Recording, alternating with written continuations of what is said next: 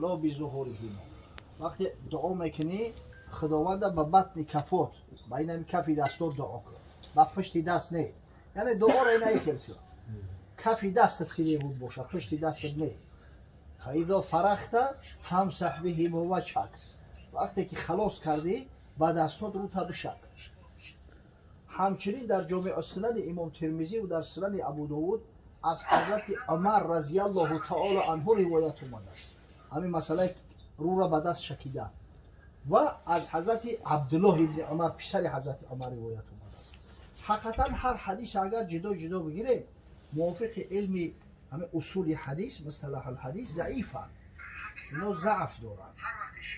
اما وقتی که یک حدیث با طرق متعدد یک معنی های با طرزهای مختلفه و متعدد ذکر شید، یکیش دیگرش قوت میده، یکیش برای دیگرش مطابق میشود، شاهد میشود، همون را قوت میده تا حدیث حسن غیبی. همین خاطر او کسایی میگن که دلیل نیست برای شکیدن رو نامعقول کردن، دلیل هست. برداشتن دست از بس که به حد تواتر رسیدگی یا جای شک شبهه نیست در وقت دعا، این میگیم سنت هست. اما با همین کف دستو رو را شکیدن بعد دعا بچیدن انشالله امری مستحبه هست، اگر کردی ثوابش میگیری. فکر کردم سوره ها را خواندن در کدام نماز؟ در همین نماز اشراق در نماز اشراق هر سوره را بخونی میشود. همین آیاتی در روز یا سه آیه کوتاه هم باشه میشود. هر سوره باشه انشالله.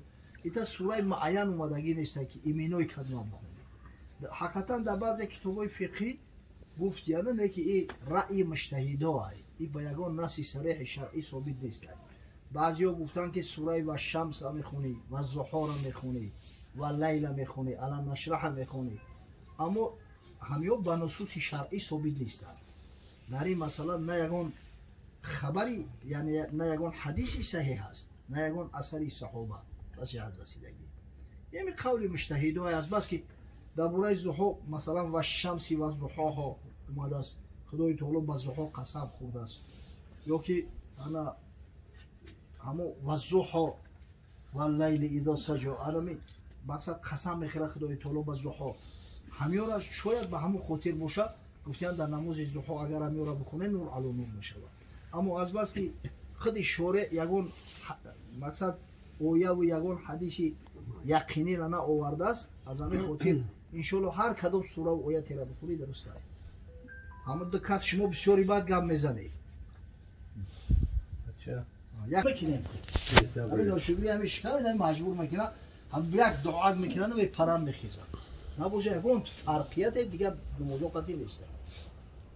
همش یک در هر کدومش دعا کردن مستحبه، در هر کدومش بعدش قرائت قرآن امری مستحبه. شما هم استثنا نیست. نه که عادت کرده ایم وقتی اوجین مونای و بیشتری وقت معرکه و بعد شما میشود کو اسپید کنیم برای معرکه در جو بگیریم گفته اینم لغت میکنن میدون دیگه یکون علت دیگه نداره. یکی درسته. بله همین حالا همین انا از بس که شیخ ابو منصور ماتوریدی مسائل موافق مذهب حنفی گرفته است، بیشتر مردم ما همین ابو منصور ماتوریدی را ذکر میکنیم، در صورتی که یا دو نفر هستند هر دوشم خدمت‌های بسیار بسزا کردن. در مجموع اگر بگیری شاید خدمت‌های ابوالحسن اشعری از ابو منصور ماتوریدی زیادتر باشه. نه که ابوالحسن اشعری شافعی مذهبه، این ماتوریدی حنفی که هست، حنفی‌ها بیشتر ماتوریدی میگن. هر دوشم قریب یک خدمت کردگی‌اند. خدمتشو عبارت از چی است؟ در عصر زمانایی که بعضی اهل عقلگراها پیدا شده بودند، دیگه بیچاره مسلمانان را در مشکلی‌ها می‌انداختند. بعضی چه بگم جریان‌های مثل معتزله پیدا شدند که تمام کارا به میزان عقل میسنجیدند، در ترازوی عقل. به عقل تغری می‌اومد قبول می‌کردند، به عقل تغری نمی‌اومد قبول نمی‌کردند. خونه سوخته و حتی بعضی حدیث‌های پیامبر صلی الله علیه و سلم رد کردند. مثل همین گریه استون حنانه، میگن درختی که مرده است خشک شده دیگه یگان بافته و حجیره زنده نداره چخیلی گریه میکنن. این طریق گپا دارنده یعنی به همون میزان عقلشون میسنجن. در همین سال و زمان یا یک فتنه شدن، اهل حدیث مقصد اهل حدیث فقط به همه حفظ حدیث مشغول بودن. وقتی همتری سوال عقلیشو میدادن اون بیچاره های مجلس دیگه میگریختن، دیگه جواب گفتن نمیتونستن. انا اکا همین در همین عصر زمان پروردگار بزرگ از میان اهل سنت و جماعت همین دو شیرینه را به عرصه هستی آورد. یکی جناب ابوالحسن اشعری که فعالیتش در عراق بود و دومش همین ابو منصور ماتوریدی که در ماوراء نهر خراسان فعالیت کرده است. کار یا عبارت از چی بود؟ عقیده اهل سنت و جماعت را با دلیل های عقلی قوت دادن. وقتی دیگه علاج نشد.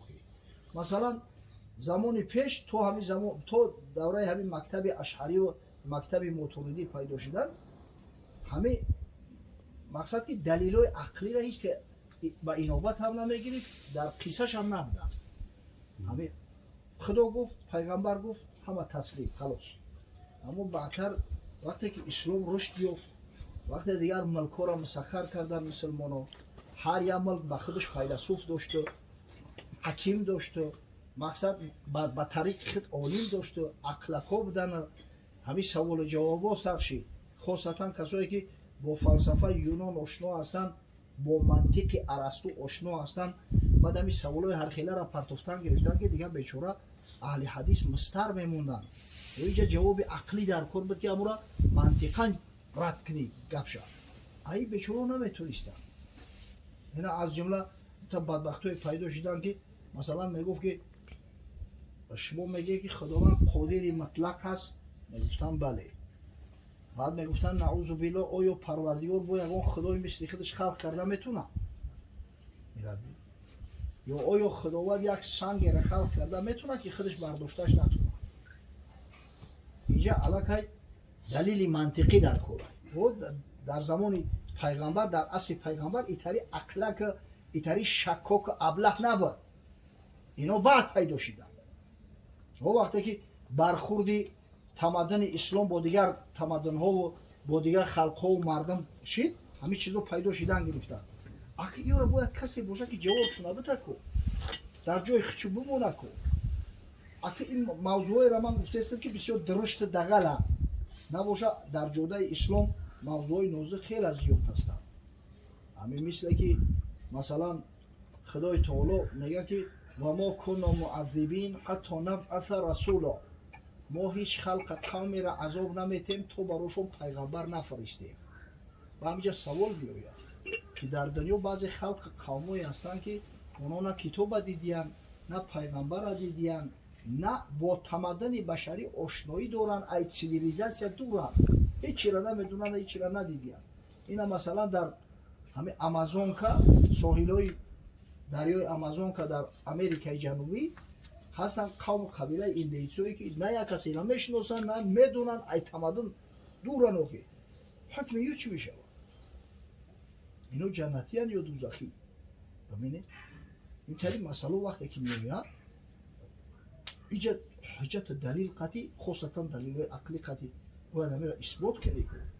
انا همه حالا همه شیخ ابوالحسن اشعری و شیخ ابو منصور ماتوریدی با درد اهل سنت و جماعت دوا شدن.